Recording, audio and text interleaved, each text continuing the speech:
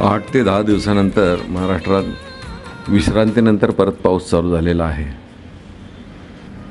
तरी या उंची एवढ्या आलेल्या कपाशीला किंवा सोयाबीनला किंवा काही ठिकाणी तूर टाकलेले, तुरीसाठी पानाच्या वाढीसाठी आणि पानाच्या पसरटपणा, पान मोठं होण्यासाठी ग्रो नावाचं ते 1 मिली आणि शेंडा वाढवण्यासाठी, फुटवे काढण्यासाठी जे औषध आहे त्या म्हणजे नायट्रोकिंग, हे 1 ml घ्यावे.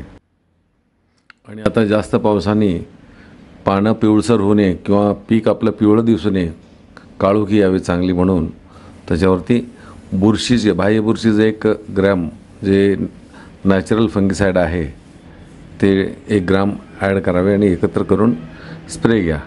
आणि एक 8 ते 10 दिवसानंतर 2-2 मिली याप्रमाणे हा डोस म्हणजे दुप्पट करून एक स्प्रे घ्या.